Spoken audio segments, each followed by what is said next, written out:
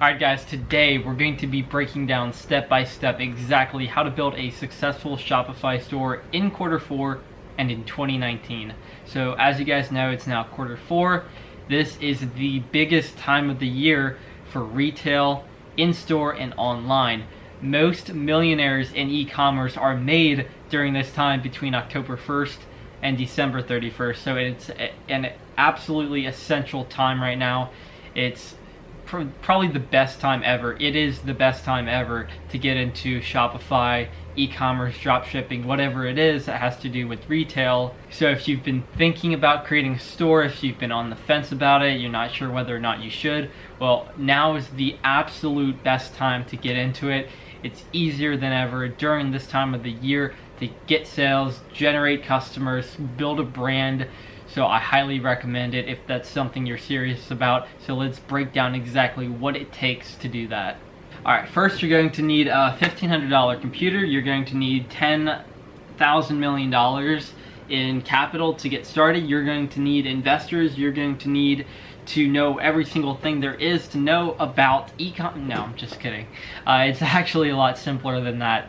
In the video that I created a couple days ago, I talked about exactly how I created a successful Shopify store, but there's more to it that I forgot to mention, so that's what we're going to talk about today. So let's break it down now. Okay, so besides what I've already talked about, you need to know your numbers.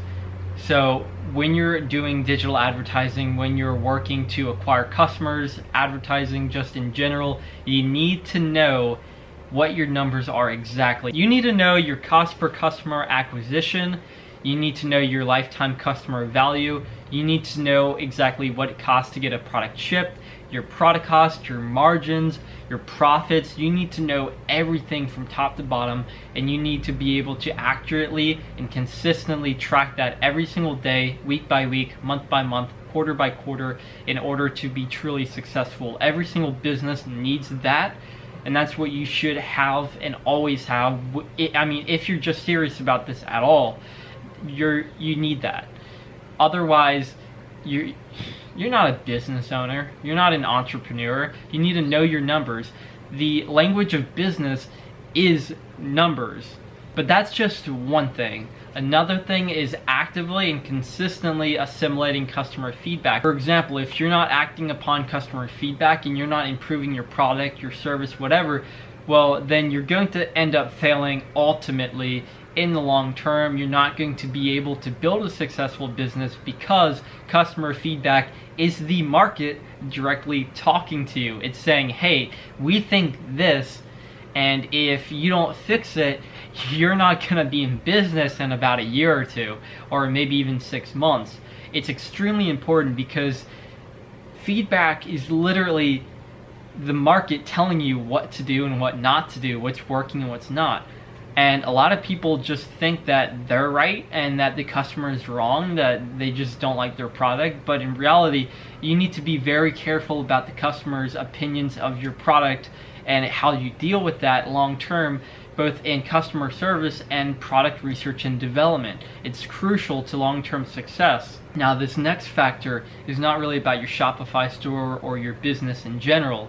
It's more of how effective are you as an individual at managing yourself and, more importantly, your time. That can be the make or break between a successful and a failing business. It's all in exactly how you're managing your time, how you're building leverage with the time that you have, and also how you're managing yourself long term, what you're doing day in, day out, what you're doing consistently every single day. That plays a bigger role in your success than anything else. So for example, if you're scaling a business and it becomes very successful and you just fulfill orders all day, or you're trying to do everything yourself and you don't have a team, you're going to ultimately fail because you don't have leverage in place for you to continually be doing what it takes to run and grow and scale your business effectively, keeping the costs down, working on advertising, marketing, PR, just expansion in general. Also the tax side of things, there's just so much that goes into running a business that you need to be able to build that leverage right away and be able to manage yourself, your time, your employees effectively, or else you're not going to have a business very long. I remember when the business started growing quickly, I was fulfilling a lot more orders, I was trying to do everything, and I remember just trying to train others and get people in so that they could start doing everything else for me. And now I'm at that point. So now everything that I do has to do with internet marketing, growing the company, keeping up with operations, making sure everything's running smoothly, and just activities that are income producing. I don't really do anything else other than that right now, because I know that 80% of my income will come from 20% of my time. Okay, so another thing that people do when they're just starting out is they set crazy goals that paralyzes them, because they get into what's called analysis paralysis. They see this big goal and they're like, I want that, but how? I don't know how I'm gonna get that, but I want it. I'm gonna start now, which is great and all, but if you don't know how to break that down step by step and basically just ascend these different levels of progress and slowly get to where you want to be, then you're going to fail. Because I mean, you can't set a crazy high expectation and think that you're going to get there in a month. You have to start one step at a time and gradually scale. There's different problems at every single level that you have to keep in mind and deal with and actually face and work around before you can get to that next level. Now, you need to have big ambitions for sure, but you need to be able to set achievable goals that you can start working towards right away. For example, if your goal is to make $1,000 a day, great. Start with $100 a day, and then get to 300, then 500, 750, 1,000, and then from there you can start thinking bigger picture than that. And there's just so much to keep in mind when it comes to scaling. So many things and aspects and variables that fall into place with advertising, your team, fulfillment, automation, that you'll have to deal with as you do that. If you're able to set achievable goals that you can actively work towards to, and you know exactly how to get there, and you're able to take consistent action every day, you're 95% more likely to hit those goals than if you were to create a goal that was much, much larger than that you have no idea how to get to. Alright, next step to creating a highly successful Shopify store in Q4 and next year is brand. Branding is everything. You need to be able to create a compelling vision and brand story behind your store, and something that people will come back to, keep buying from, where you can generate a lifetime of customer value. That's how you're going to see incredible value. That, I mean, just a brand in itself that people buy from over and over again, insane value.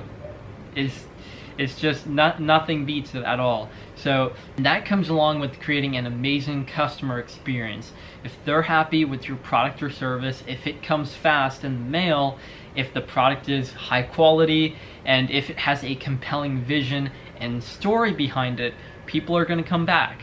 That's why I'm kind of opposed to drop shipping in a way. It's still a great business model, but I like to do things a bit differently. I like fast shipping times. That's extremely important.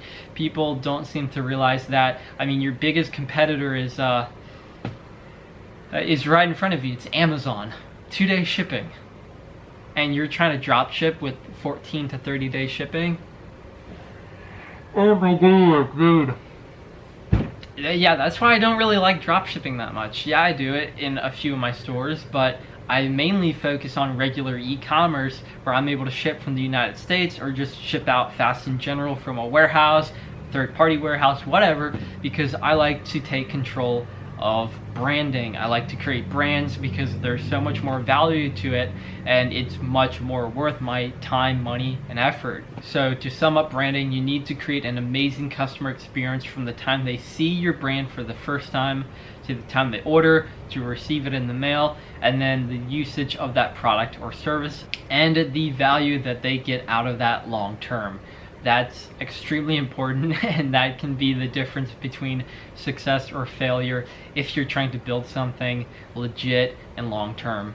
But on top of that, you need to keep in mind when it comes to branding that social media is a thing. It exists. People are talking about your product whether you like it or not, and they're going to share their experience with others through DMs, through posts, through word of mouth, and all of these things a lot of people that are doing Shopify don't keep in mind, especially when they're scaling.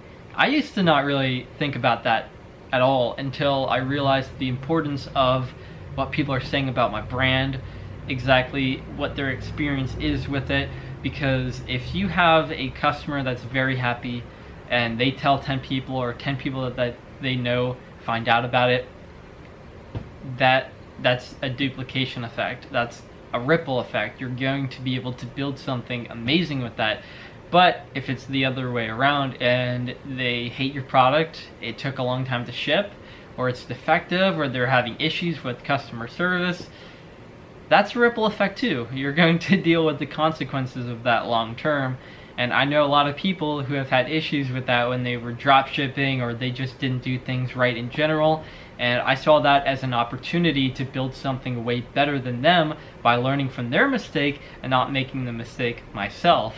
So I would say that's an absolutely huge key when it comes to drop shipping or e-commerce in general.